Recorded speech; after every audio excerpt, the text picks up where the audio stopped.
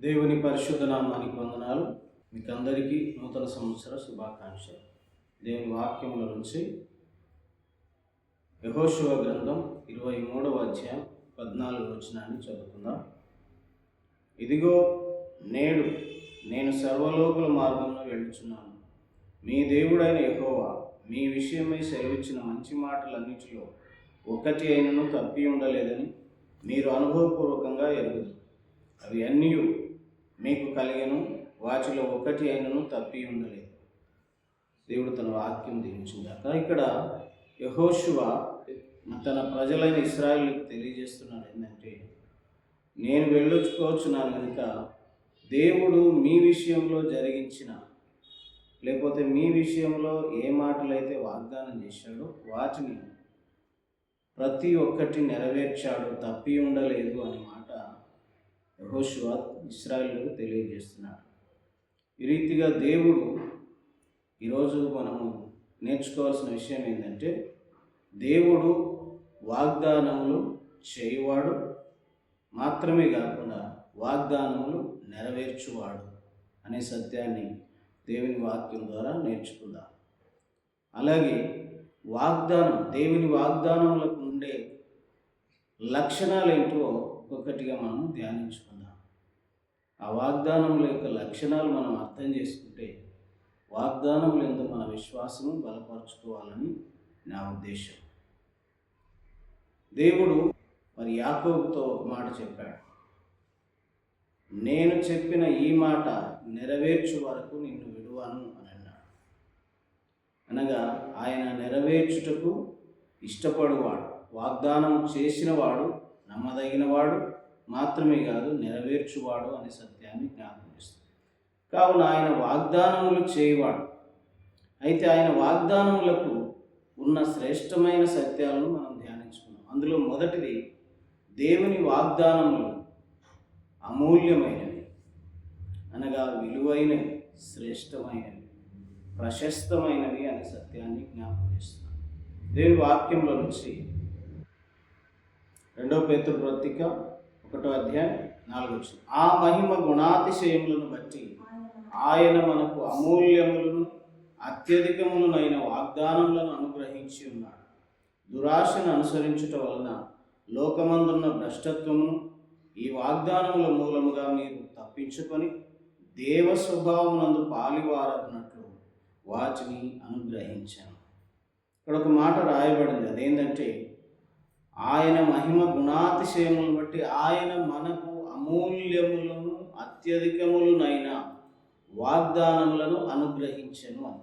అంటే దేవుని వాగ్దానములకు ఉన్న మొదటి లక్షణం, అది అమూల్యమైనది, విలువైనది, ఆశింపదగినది, కోరదగినది అనే సత్యాన్ని దీని ద్వారా గ్రహిస్తున్నాం. కావున దేవుని వాక్యం నిజంగానే శ్రేష్టమైనది, అది కోరదగినది, ఆయన వాగ్దానములు నమ్మదగినవి. అలాగున మనమందరము కూడా ఆ యొక్క వాగ్దానములకు ఉండే లక్షణం ఏంటనేది మనం బాగా గ్రహించగలగాలి. అది విలువైన వాగ్దానం, అది జీవము గల దేవుడిచ్చిన వాగ్దానం అని. ఆయన చేసిన వాగ్దానములలో ఏది కూడా పొరపాటు లేదని. ఎందుకనగా అంతకంటే మించిన దేవుని మాటలు మరి ఏవి లేవు. ఆయన వాక్యమంతా కూడా ఆయన వాగ్దానంతో కూడింది కనుక అది శ్రేష్టమైన వాగ్దానము. మనం మనుషులు మాటలు ఇస్తాం కానీ మాట తప్పుతాం. అనగా మన మాటలకు కొన్నిసార్లు విలువ ఉంటుంది, కొన్నిసార్లు విలువ ఉండదు. మన వాగ్దానాలు నిలబెట్టుకోకపోక ఉంటాం.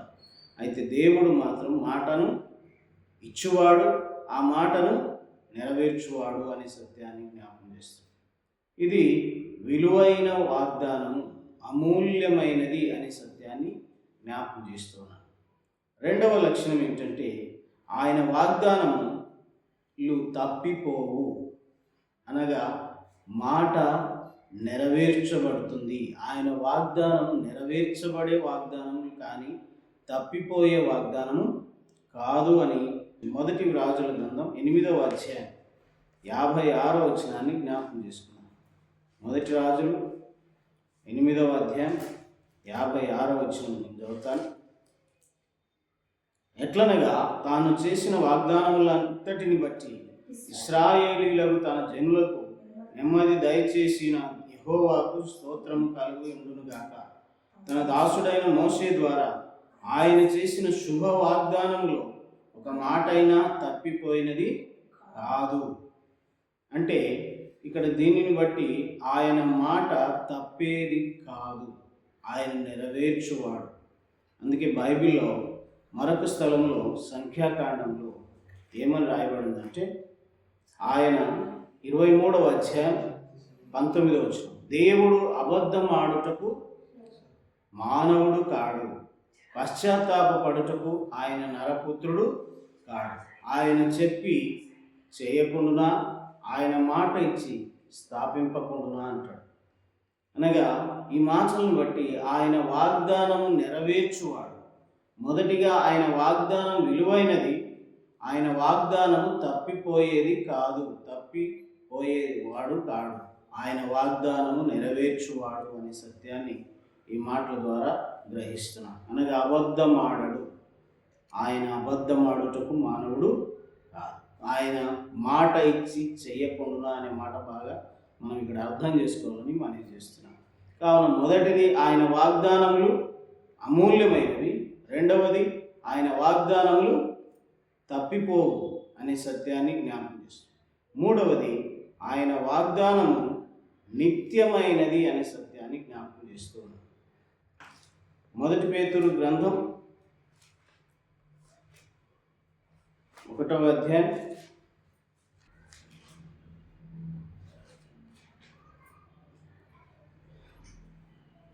23వ వచనం ఏమని రాయబడిందంటే, శాశ్వతమగు జీవము గల దేవుని వాక్య మూలముగా అక్షయ బీజము నుండి పుట్టింపబడిన వారు.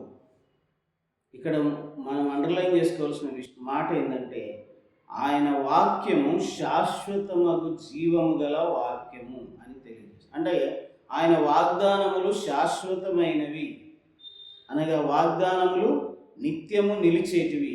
అవి ఒక సంవత్సరానికి కాదు, ఒక నెలకు కాదు, ఒక దినంకు కాదు, అవి శాశ్వతంగా నిలిచే మాటలు.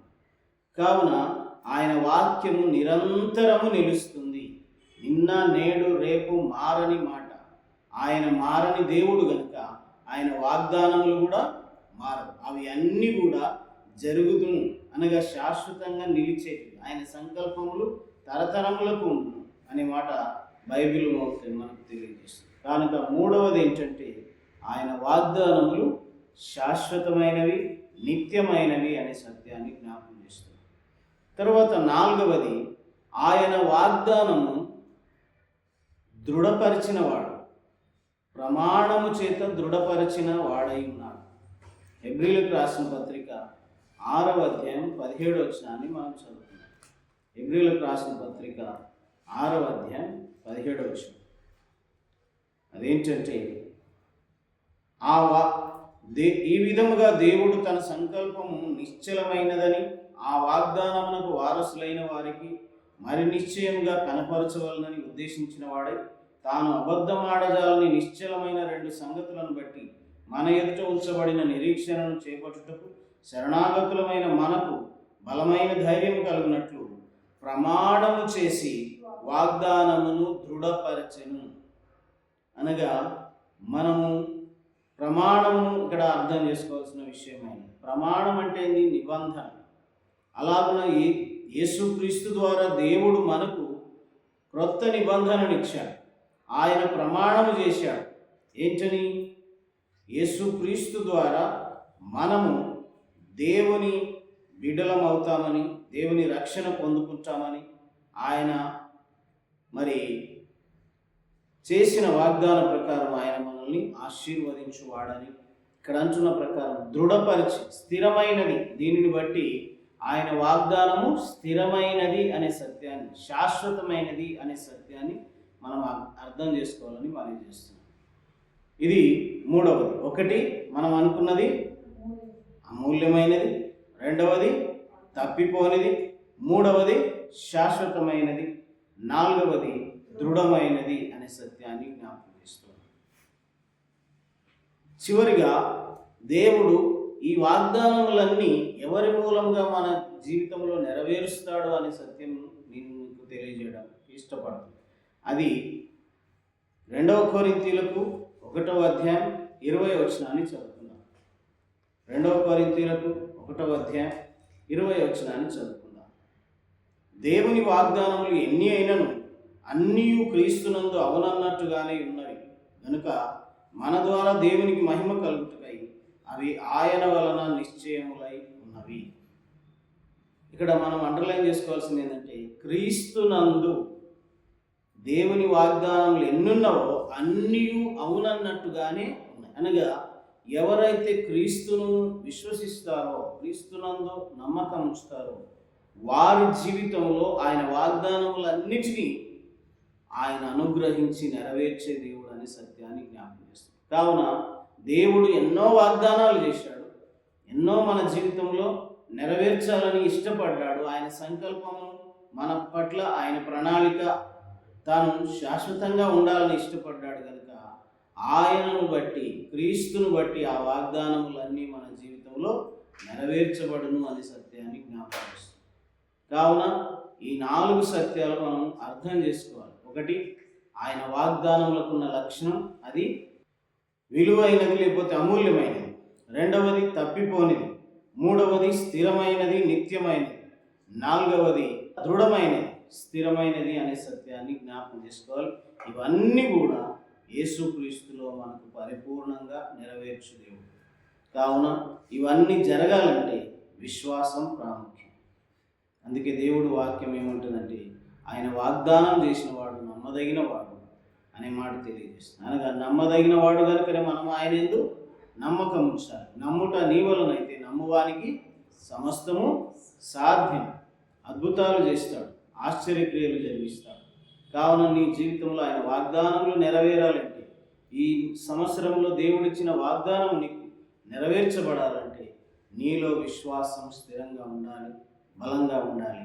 అప్పుడే ఆయన వాగ్దానములన్నీ కూడా మన జీవితంలో నెరవేర్చువాడై ఉన్నాడు. దేవుడు అలాంటి కృప మనందరికీ అనుగ్రహించి ఆశీర్వదించును గాక. ఆమేన్.